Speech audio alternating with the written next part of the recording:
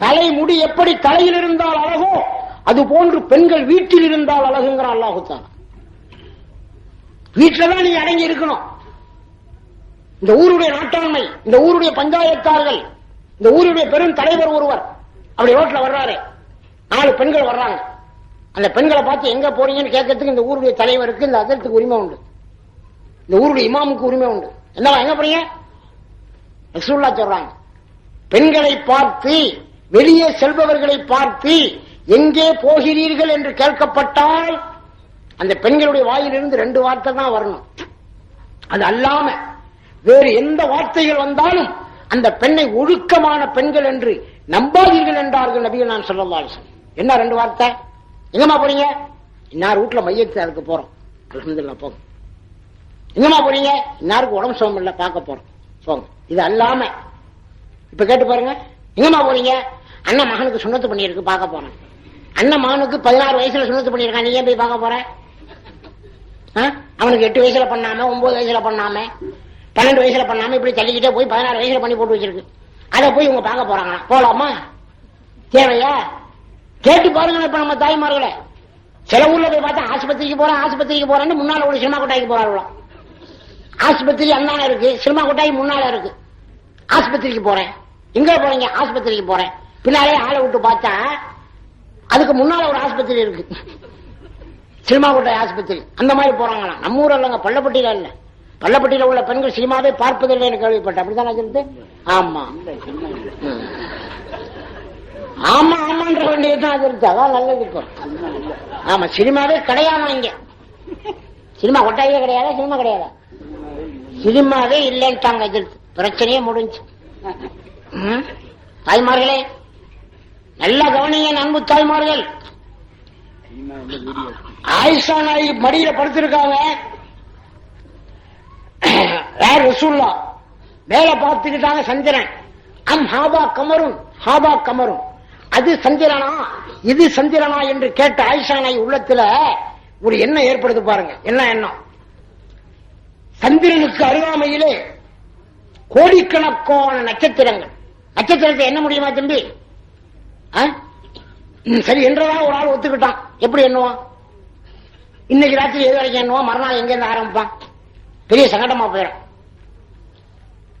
அதான் ஒரு அரசன் மந்திரி வச்சிருக்கான், ரொம்ப அறிவாளியை பார்த்து தான் மந்திரியா வைப்பான். ஆனா ராணி சொன்னா, ஏங்க என் தம்பியை மந்திரியா வச்சுக்கிட்டா என்ன? உன் தம்பிக்கு அறிவு பத்தாதுடி, இன்னும் அப்படி சொல்றீங்க என் தம்பிய?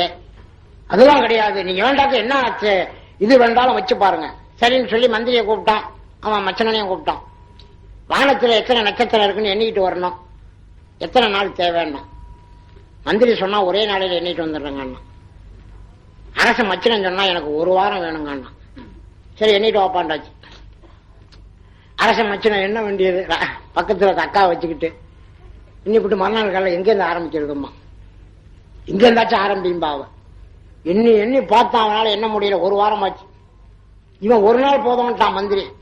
2 பேரையும் கூப்பிட்டு, ஏன்பா எத்தனை நட்சத்திரம் என்னனியா? அவன் சொன்னான், எண்ணி எண்ணி பார்த்தாங்க, நம்பர் கரெக்டா வரமாட்டேங்குது, எத்தனைன்னு போட முடியல என்னால அப்படின்னா. அப்படிலாம் சொல்லக்கூடாதுப்பா, நம்பரை கரெக்டா சொல்லணும். மந்திரியை கூப்பிட்டு கேட்டான், என்னப்பா எண்ணிட்டியா? எண்ணிட்டா அரசர. எத்தனை? ஒரு செம்மறி ஆட்டை கொண்டு வந்தான். இதுல எத்தனை முடி இருக்கோ அத்தனை நட்சத்திரம் வானத்துல இருக்கு, உங்களுக்கு சந்தேகமா இருந்தா ஆளை விட்டு எண்ணி பார்த்துங்க.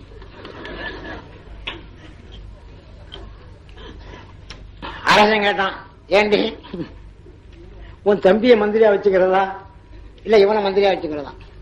இல்லங்க சரியில்லை. என்ன? இன்னொரு டெஸ்ட் பண்ணணும். என்ன கேளுங்க ஏதாவது.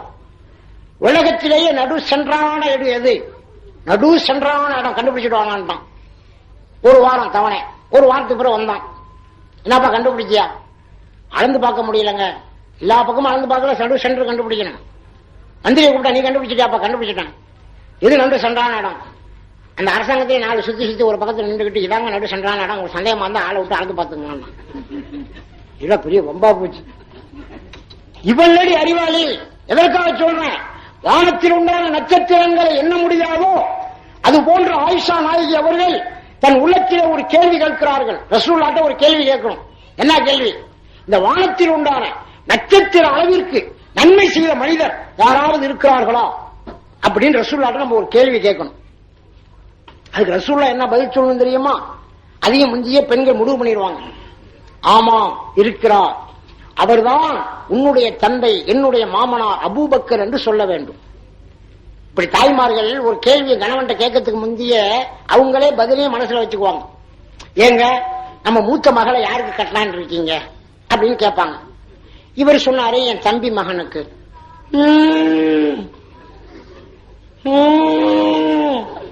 ரெண்டே முக்குங்க, குடும்பத்தையே நாசமாக்கிடுவா நம்ம ஆயிஷா. மறுநாள் சால்னாவுல ஒரே உரப்பு, மறுநாள் சால்னாவுல ஒரே உப்பு, மறுநாள் சால்னாவுல உப்பும் இல்லை உரப்பும் இல்லை. கணவர் கேட்டார், இந்த ராபியா இங்க வா. ஏன் ஏன் 2 3 நாள் ஒரு மாதிரியா இருக்க? எல்லாம் நல்லா தான் இருக்கேன். எங்கடி நல்லா இருக்க? உன்னை கல்யாணம் பண்ணி 20 வருஷமாச்சு, உன் மூஞ்சி எப்படி இருக்கும்னு எனக்கு தெரியாது. என்ன 2 3 நாள் ஒரு மாதிரியா இருக்க? வேற என்ன? அன்னைக்கு கேட்டனே, நம்ம மூத்த பொண்ணை யாரு கட்டலான்னு இருக்கீங்க? அம்மா நீங்க என்ன சொன்னீங்க? என் தம்பி மகனுக்கு. ஏன் தம்பி மகன் இருக்கானே அவன் குவைத்துக்கு போகலையோ, ஏன் தங்கச்சி மகன் இருக்கானே அவன் பிஎஸ்சி படிக்கலையோ, அவனுக்கு கட்டணும் என்ன சொல்ல? என் தம்பி மகனுக்கு கட்டுங்க, அண்ணன் மகனுக்கு கட்டுங்கன்னு சொல்ல மாட்டான். ரெண்டே முக்கு, குடும்பத்தையே பாழாக்கிடுவா நம்ம ஆயிஷா. ஆனா அப்படிப்பட்ட ஆயிஷாக்கள் பள்ளப்பட்டிகள் கிடையாது. காரணம், நான் இன்னும் 2 3 நாளைக்கு இருக்க வேண்டியது. ஆகையினால சொல்றேன், ரசூலுல்லாஹ்வுடைய மனைவி ஆயிஷா பாருங்க எப்படி ஒரு கேள்வி கேட்கிறாங்க. வானத்தில் உண்டான நட்சத்திர அளவிற்கு நன்மை செய்த மனிதர் யாராவது இருக்கிறார்களா அப்படின்னு கேட்டா நம்ம தாப்பனார சொல்லணும்னு நினைச்சுக்கிட்டு கேட்கிறாங்க. ரசூலுல்லாஹ் மடியில படுத்திருக்காங்க. அப்ப ரசூலுல்லாஹ் சொன்னாங்க, ஆயிஷா ஒரு அருமையான கேள்வியை கேட்டுட்ட. உலகத்திலே வானத்தில் உண்டான நட்சத்திர அளவிற்கு நன்மை செய்த மனிதர் ஒருவர் இருக்கிறார். அவர் யாரு தெரியுமா? அவர்தான் ஹஜ்ரத் உமரே ஃபாரூக் என்றார்கள் ரசூலுல்லாஹ். எப்படி இருக்கும் ஆயிஷா நாய்க்கு? நம்ம ஆயிஷா வந்தா எந்திரி மரியாதை எந்திரி அப்படின்னு ஒரு தள்ளி இருப்பான். ஆனா அதே சமயத்தில் ஆயிஷா நாய்க்கு பாருங்க, நம்ம ஆயிஷா மாதிரி அல்ல, உடனே சொல்றாங்க, யார் ரசூலல்லாஹ், இப்படி நான் ஒரு கேள்வியை கேட்டால் நீங்கள் உங்களுடைய மாமனார் என்னுடைய தந்தை அபூபக்கரை சொல்வீர்கள் என்று நினைச்சு நான் கேட்டேன். ஆனா வானத்தில் உண்டான நட்சத்திர அளவிற்கு நன்மை செய்த மனிதர் உமரே ஃபாரூக் நீங்க சொல்லிட்டீங்களேன்ற உடனே ரசூலுல்லாஹ் எந்திரிச்சாங்க. ஆயிஷா, என்னுடைய மாமனார் உன்னுடைய தந்தை அபூபக்கரையா கேட்கிறாய்? உமருடைய அத்தனை நன்மையை ஒன்று சேர்த்தாலும் அபூபக்கருடைய ஒரு நன்மைக்கு ஈடாகாது என்றார்கள் நபிகள் நான் சொன்னான். அப்படியே பாருங்க, ஆயிஷா நாயுடைய மனசு குளிர்ந்துருச்சு. நம்மளா இருந்தா பதில் சொல்ல முடியாது. இதத்தான் அதில் உமரே ஃபாரூக் சொல்றாங்க, என் வாழ்நாள் பூராவும் நான் செய்த நன்மையும் அந்த ஆரே சௌரியிலே ரசூலுல்லாஹ்வை அழைச்சுக்கிட்டு போய் எல்லா பாம்பு பொத்தலையும் அடைச்சு விட்டு ஒரே ஒரு பாம்பு பொத்தலுக்கு துணி இல்லாமல்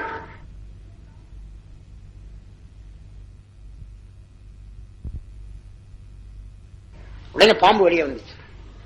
ஒரு கிதாபுல பார்த்தேன், ஆதாரமான கிதாபு.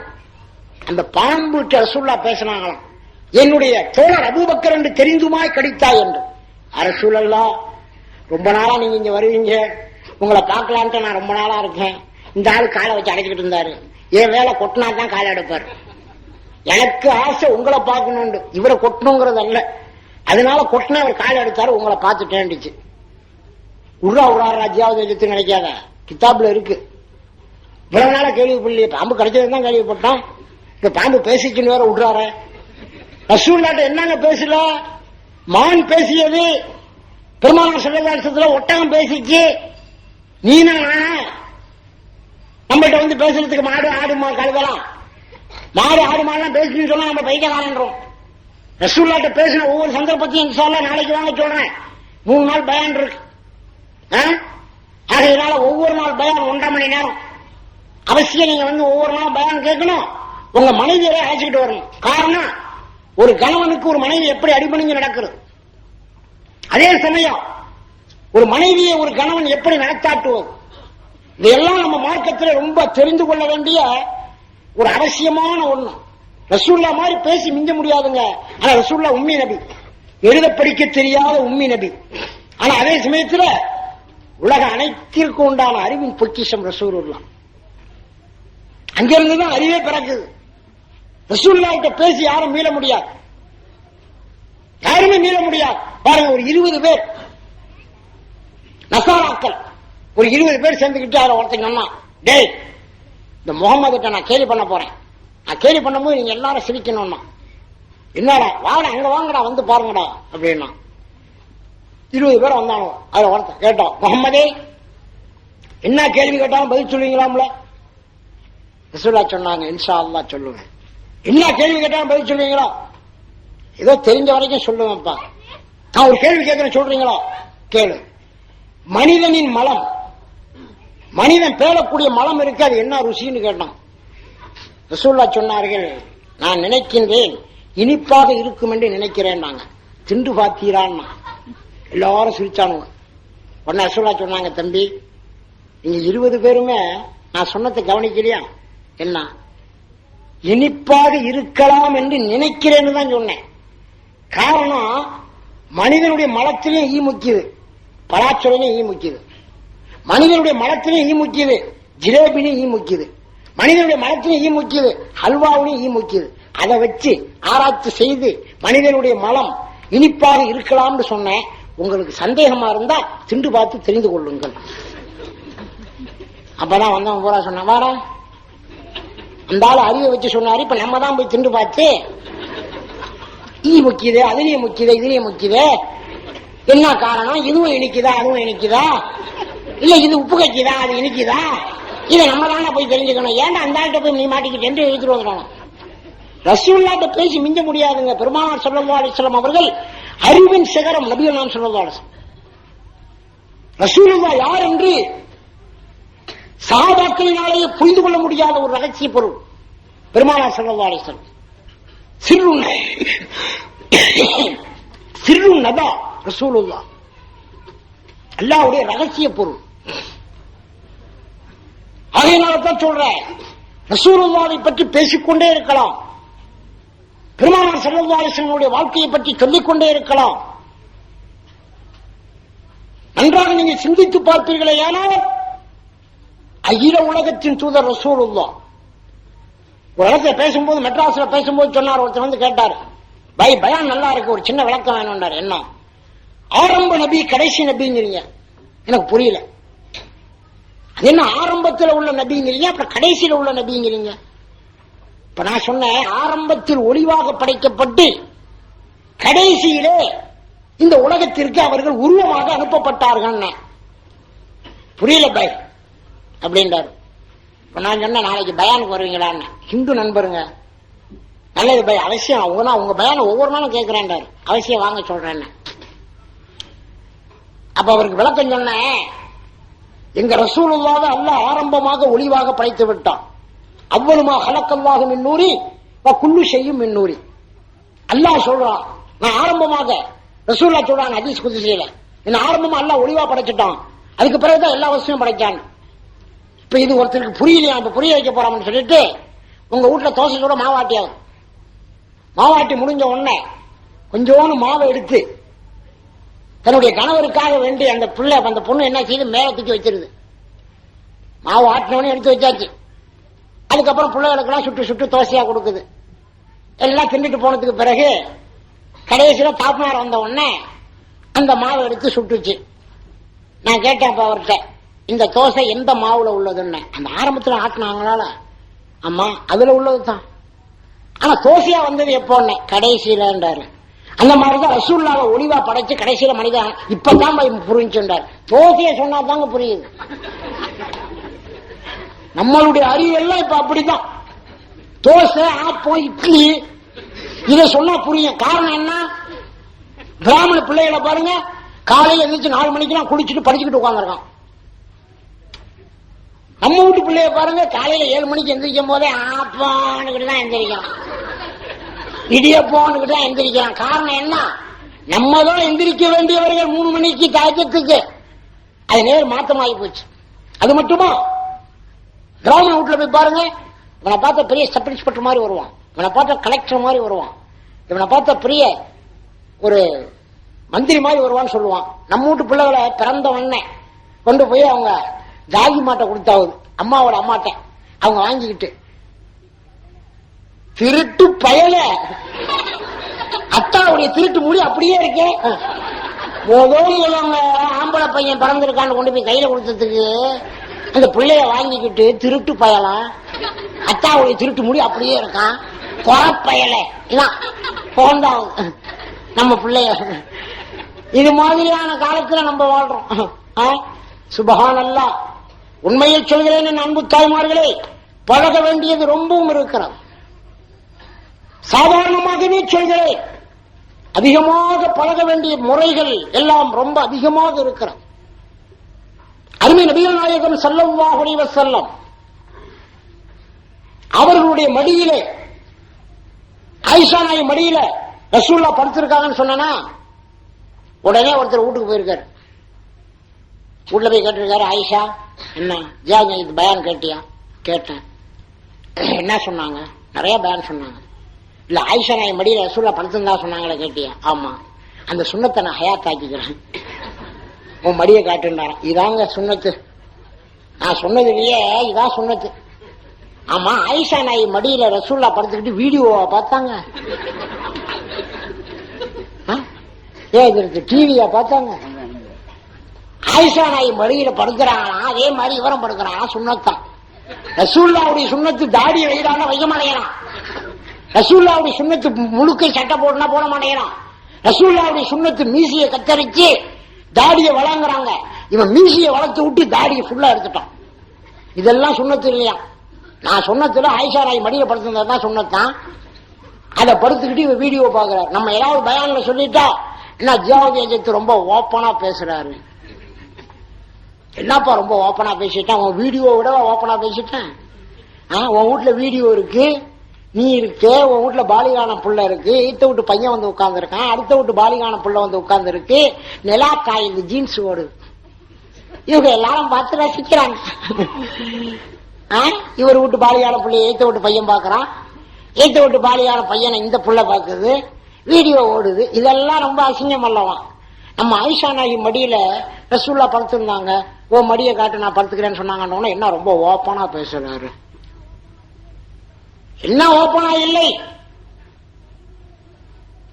உன் வீடியோல என்ன நடக்கவில்லை, என்னென்ன அட்டகாசங்கள் நடந்து கொண்டிருக்கின்றன இந்த வீடியோவினால் சொன்னால் முடியுமோ?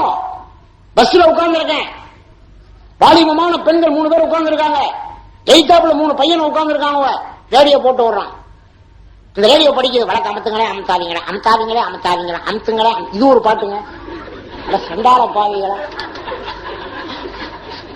என்னடா பாட்டுக்கு ஒரு அர்த்தம் இல்லாம போச்சு. ஒரு ஊர்ல டான்ஸ் எடுத்துக்கான்னு போய்கிட்டு இருக்கேன், ராத்திரி 10 மணி, ஒரு 10 வயசு பையன் எனக்கு முன்னால போறவன், நேற்று ராத்திரி தூக்கம் போச்சு ஜானான. ஏன்னா ஏன்னா உனக்கு என்ன நேற்று ராத்திரி தூக்கம் போச்சு, வயசு 10 கூட ஆகலையே, என்ன பாட்டு வச்சிருத்துங்கிறான். அந்த பாட்டு எல்லாம் படிக்க தெரியுது. ரசூலுல்லாஹ் மேல ஒரு பைத்து சொல்லி ஸலவாத்துல் கரீமீண்டா சுபஹானல்லாஹ். பள்ளப்பட்டி பிள்ளைகளை தவிர சொல்றாது, நாளை காலையில் கல்யாணம் கிடைக்க ஆரம்பிச்சிருவாங்க. பையன்கள்லாம் நல்லா ஓதுற பையனோடு கேள்விப்பட்ட, அப்படித்தான் தம்பி? ஆமா, அவன ஆமான். என் அன்பு தாய்மார்களே, ரசூலுல்லாஹ் பள்ளிவாசலுக்கு சென்றார்கள், பீஷாப் செய்வதற்காக சென்றார்கள். ஒண்ணுக்கு இருந்து விட்டு ரசூலுல்லாஹ் வரும் பொழுது 10 வயது பையன் தண்ணியை வச்சுக்கிட்டு தயாரா நிக்கிறாரு. ரசூலுல்லாஹ் கேட்டாங்க, இப்னு அப்பாஸ் தண்ணி யாருக்குன்னாங்க. யார் ரசூலல்லாஹ்? உங்களுக்காகத்தான். எனக்காண்டி வச்சுக்கிட்டு இருக்கீங்க? ஆமா. வயசு எத்தனைங்க பையனுக்கு? 10 வயசு. இப்னு அப்பாஸ் ரலியல்லாஹு தஆலா ரசூலுல்லாஹ் பார்த்தாங்க, அல்ஹம்துலில்லாஹ் அப்படின்னு வாங்கி சுத்தம் செஞ்சுட்டு பெருமானார் ஸல்லல்லாஹு அலைஹி வஸல்லம் வந்து ஒழுவு செஞ்சு விட்டு உடனே அந்த இப்னு அப்பாஸ்ங்கிற பையனை கூப்பிட்டு, யா அல்லாஹ் இந்த இப்னு அப்பாஸை ஹாஃபில் ஆக்குவாயாக, குர்ஆன் பூராவையும் மனப்பாடம் செய்த ஹாஃபில் ஆக்குவாயாகன்னு துஆ செஞ்சாங்க. சுபஹானல்லாஹ். 11வது வயசுல இப்னு அப்பாஸ் ரலியல்லாஹு தஆலா அவர்கள் குர்ஆன் பூராவையும் மனப்பாடம் செய்த ஹாஃபில் ஆகிவிட்டார்கள். இன்னைக்கு நம்ம பையன் என்ன செய்யறான் தெரியுமா? ஒரு ஊர்ல 10 நாள் பயான், பள்ளியாசல படுக்க வச்சுட்டாங்க. பள்ளியாசல படுத்து கிடக்க ஜன்னல், எய்தாப்புல ஒண்ணுக்கு இருக்கிற இடம், தண்ணி இங்கேருந்து கொண்டு போகணும். ஒரு பெரியவர் தண்ணியை கொண்டு போய் வச்சு விட்டு ஒண்ணுக்கு இருந்துகிட்டு இருக்காரு. 2 பையனும் மெதுவா போனானு. நான் படுத்துக்கிட்டு பாத்துக்கிட்டே இருக்கேன், என்னடா செய்யறானு. மெதுவா போய் ஒரு பையன் தண்ணி எடுத்து இவன் கையில கொடுத்தான். இவன் தண்ணியை ஊற்றி விட்டு வெறுங்கோலையை கொடுத்தான். அவன் வெறுங்கோலையை வச்சு விட்டு 2 பேரும் வந்துட்டாங்க. அந்த பெரியவர் ஒண்ணுக்கு இருந்துட்டு இருக்காரு. இவன் அங்க நின்றுகிட்டு லேய் பாரு நேத்து மாதிரிங்கிறான். அந்த பெரியவர் கோலையை தூக்குறாருங்க. அந்த தண்ணி இருக்கிற வேகத்துல தூக்குறாரு. தண்ணி இல்ல, கட்டிக்கெல்லாம் அவர் எடுத்துட்டு போல. எந்திரிச்சுக்கிட்டு சொல்றாரு, நீங்க எல்லாம் கொஞ்சம் வயசுல போயிருவீங்கடாங்கிறாரு. எவ்வளவு பெரிய துவாவை நம்ம பிள்ளை வாங்குறாங்க பாத்தீங்களா? அல்லாஹ் காப்பாத்துனா கொஞ்சம் வயசுல போயிருவீங்களான்றாரு. நான் சொன்னேன், பெரியவங்கள அப்படிலாம் உங்க வாயால சொல்லாதீங்க, இப்பெல்லாம் சொல்லக்கூடாது. இந்த காலத்து பிள்ளை மோட்டர் சைக்கிள்ல 2 பேர் 3 பேரா போறாங்க. நீங்க கொஞ்ச காலத்துல போயிருவீங்கன்றா திடீர்னு உங்களை மாதிரி துவாவுல தான் 25-30 இந்த மாதிரி போய்கிட்டு இருக்க மாதிரி தெரியுது. நீங்க அப்படிலாம் சொல்லக்கூடாது. உங்களுக்கு தான் நேற்றே இந்த மாதிரி செஞ்சான உள்ளால். ஆமா, கட்டிகள் எடுத்துக்கிட்டு போயிருக்கலாம் போல. நான் எடுத்து இன்னைக்கும் செய்வானு எனக்கு தெரியுமா? நீங்க அப்படியே நான் தண்ணி கொண்டு வர்றேன். எதற்காக சொல்கிறேன்? இந்த பிள்ளைகள் எல்லாம் பெரியவர்களிடத்திலே துவாவை பெற வேண்டும். பெரியவர்கள் இப்படி நடந்து வந்தா உட்கார்ந்து இருக்க கூடாது, எந்திரிச்சு நிக்கணும். அது ஒரு காலம் இருந்துச்சுங்க. இப்ப என்ன காலம்? பெரியவர்களுக்கு நடந்து வர்றாரு, இவன் அப்பதான் சிகரெட்டை வாங்கி பத்த வைக்கிறான். என்ன வேண்டாம், அவர் வர்றாரா அவருக்கு முன்னாலேயே பத்த வைக்கிறான், பத்த வைக்கிறான். அந்த மாதிரி பையன்கள் பள்ளப்பட்டியை தவிர மற்ற ஊர்ல சொல்றேன். மற்ற ஊர்ல அரளாக்குறிச்சி நினைக்காதீங்க. அரளாக்குறிச்சியும் கிடையாது, கரூர்லயும் கிடையாது. நான் சொல்றது ரொம்ப எட்டி உள்ள ஊர். ஆமா, இங்கெல்லாம் கிடையாது. இங்க உள்ள பிள்ளைகள் எல்லாம் ரொம்ப மரியாதையா இருப்பாங்கன்னு நான் கேள்விப்பட்டேன். பாருங்க, சுபஹானல்லாஹ், ஹாஜ் ஆயிட்டாருங்க 10-11 வயசுல. 2வது ரபியுல் அவ்வல் பள்ளியாசல தொழுவ போறாங்க. அந்த இப்னு அப்பாஸ் பையன் வர்றாரு, ஹாஃபிஸ் ஆகி. ரசூலுல்லாஹ் கேட்டாங்க, இப்னு அப்பாஸ் வாங்க ஹாஃபிஸ் ஆயிட்டீங்களா? ரசூலுல்லாஹ் மனப்பாடம் பண்ணிட்டேன். சரி, என்கிட்ட 2 தொழுவுங்க அப்படின்னு சொல்லி ரசூலுல்லாஹ் தனக்கு நேரா நிப்பாட்டி வச்சுக்கிட்டாங்க. நிப்பாட்டி வச்சுக்கிட்டு ரசூலுல்லாஹ் தக்பீர் கட்டினாங்க. கொஞ்ச நேரம் கூட இருக்காது, திடீர்னு அவர் ஒரு அடி வச்சு பின்னால போயிட்டார் இப்னு அப்பாஸ்.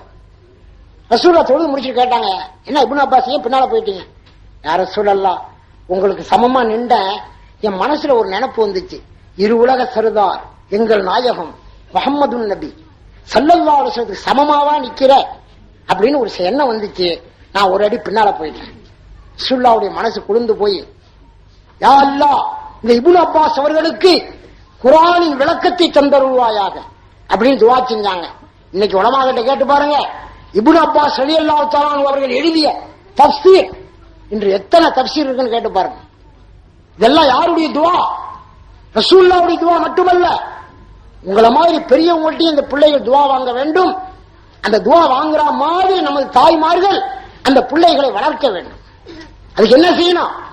மதரசாவுக்கு அனுப்பணும். காலையில் எந்திரிச்ச உடனே சின்ன பிள்ளைகளை நம்ம எப்படி வளர்க்கிறோமோ அப்படித்தாங்க அந்த பிள்ளைகள் வரும். அது சொன்னாங்க பாருங்க, இந்த கழுதை மாடுன்னு ஒரு கதை. அது மாதிரி நிறைய விஷயங்கள் சொல்லலாம். இன்றைக்கு உலகத்தில் ரொம்ப பேர நாம தான் இன்றைக்கு உலகத்தில் அப்பாவியா இருந்தவன் எல்லாம் பெரிய பெரிய கபடி சூதுகாரன் ஆக்குனது நம்ம தான். எப்படி கேட்கிறீங்களா? கியாமத்தினாலே அல்லாஹ் சொல்றான், உன் ஹிருதயத்தில் நீ எதையெல்லாம் மறைச்சு வச்சிருந்தியோ அதெல்லாம் அப்படியே வெளியே கொண்டு வந்துருவாங்க. இந்த உலகத்தில் என்னென்ன மறைச்சி அதெல்லாம். கும்பகோணம் போய்கிட்டு இருக்காங்க, ஐயம்பேட்டையில இருந்து பஸ்ல திருப்பாவத்துறையில ஒரு பெண்மணி உட்கார்ந்து இருக்காங்க. ஒரு 65 வயசு இருக்கும் அவருக்கு, கிழவனாரு. அவர் உட்கார்ந்து இருக்காரு. ஒரு பெண்ணு நிக்குது, சிறு வயசு பெண்ணு. எங்க ஊர் சைடுல சொல்றேன், டவுன் பஸ். அந்த பெரியவருடைய முழங்கால அந்த பெண்ணினுடைய அந்த முழங்கால இடிச்சிருச்சு. இடிச்ச உடனே அந்த பொண்ணு திரும்பி பார்த்துச்சு. நல்லா 60-65 வயசு கலவன்.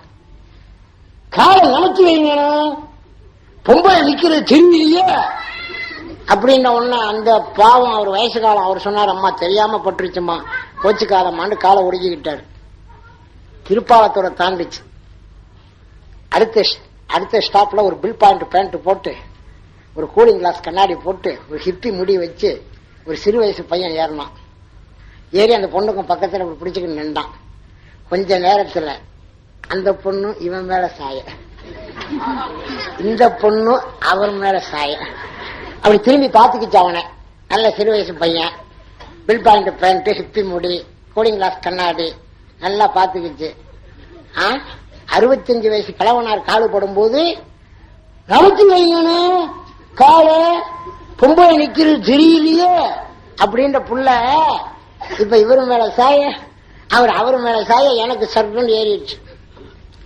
அம்மா தங்கச்சி என்ன கொஞ்சம் முந்தி அந்த 65 வயசு கிழவனார் காலு படும் போது என்ன சொன்னேன், நவத்தி வைங்கனு கால பொம்பளை நிக்க தெரியலையண்டிய, பில் பாயிண்ட் பேண்ட் போட்டு ஹிப்பி முடி வச்சு கூலிங் கிளாஸ் கண்ணாடி போட்டு ஒரு வாலிபமான பையன் நின்ற உடனே அவன் மேல அப்படியே ஒத்தி ஒத்தி அப்படி சாஞ்சி சாஞ்சி எந்திரிக்கிறிய, கியாமத்து நாளையில அல்லாவும் நெஞ்சத்துல மறைச்சு வச்சுக்கிறத கேட்க மாட்டான்னு.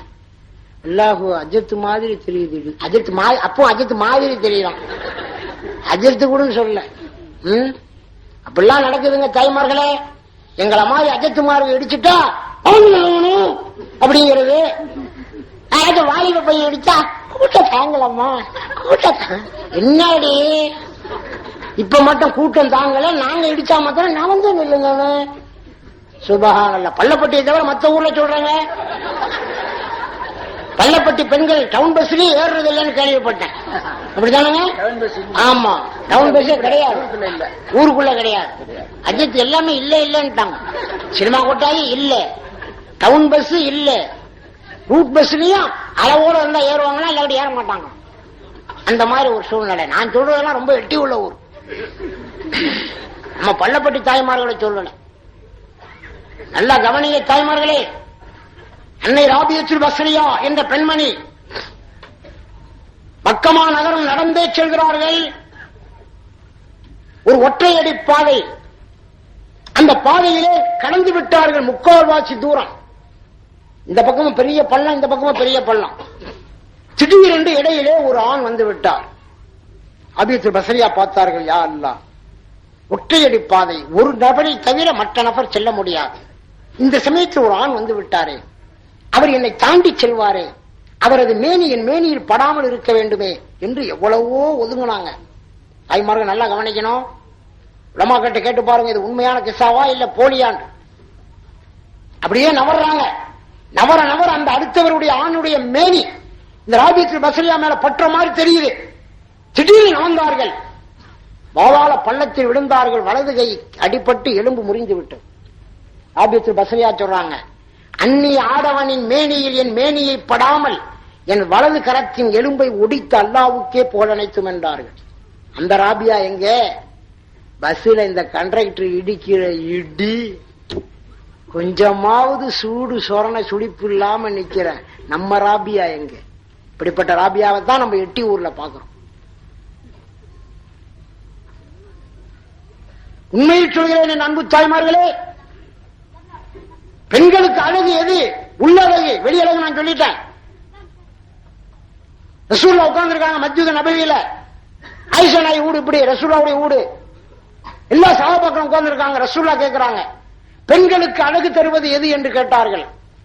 சஹாபாக்களை சொல்லுங்க. ஒரு சஹாபாய் சொல்ல மெதுவா டக்குன்னு அலி இல்லாம எந்திரிச்சாங்க. ஆயிஷா நாய் வீட்டுக்கு தன்னுடைய மனைவி பாத்திமா வந்திருக்காங்க. டப்புன்னு விட வாங்கி, பாத்திமா உங்க பாவா பெண்களுக்கு அழகு தருவது எதுன்னு கேட்கிறாங்க. என்ன சொல்ல? அல் ஹயா, வெக்கம், நாணம்னு சொல்லுங்கன்ட்டாங்க. அங்கே வந்தாங்க. யார சொல்ல? நான் சொல்லட்டமான்னாங்க. சொல்லுங்க. பெண்களுக்கு அழகு தருவது அல் ஹயா, வெக்கம், நாணம்டாங்க. என் இருதயத்தின் துண்டு, சொர்க்கத்தின் தலைவி பாத்திமாவின் சொல்லல்லவா என்றார்கள் ரசூலுல்லாஹ். கேட்டுட்டு வந்து தெரிஞ்சு போச்சா அப்படின்னாங்க. இப்ப நான் கேட்கிறேன், பெண்களுக்கு அழகு தருவது எது? நீ போய் உன் மனைவிட்ட கேட்டுவா.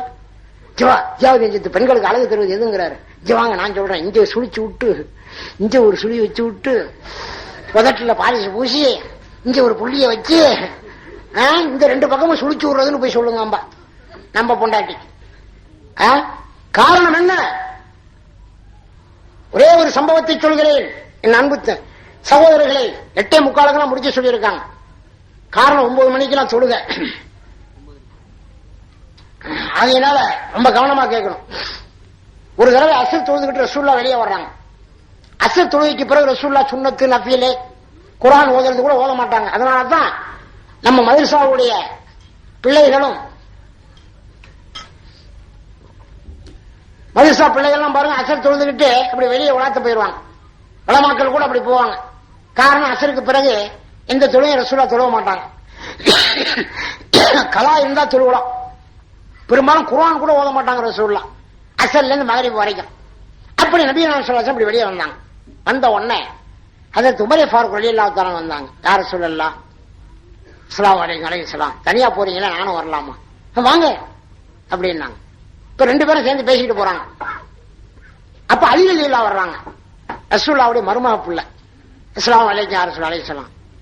ரெண்டு பேரும் எதுவும் ரகசியம் பேசுவீங்களா, இல்ல நானும் வரலாமா? இதாங்க முறை. ரெண்டு பேர் பேசிட்டு போறாங்கன்னு வச்சுங்க, அந்த ரெண்டு பேருக்கு நம்ம போய் கேட்கணுமா, அஸ்ஸலாமு அலைக்கும் ஏதோ ரகசியம் பேசுறீங்களா, நானும் வரலாமான்னு. அப்படிலாம் இல்லாம இப்ப என்ன செய்ய தெரியுமா, யார பத்தி பேசி அந்த ஆளை வீட்டை விட்டு காலி பண்ணலாமா, வேற ஆளை வைக்கலாமா, அப்படி எல்லாம் பேசி முடிவு பண்ணலாம்னு சொல்லி, அண்ணன் ஒரு லீவு கிடைக்க மாட்டேங்க, ஒரு ஞாயிற்றுக்கிழமை வாங்க, அசருக்கு பிறகு நானும் வரேன், அப்படியே ரயில்வே ஸ்டேஷன் வழியா பேசி அந்த ஆளை பத்தி முடிவு பண்ணலான்னு வந்தா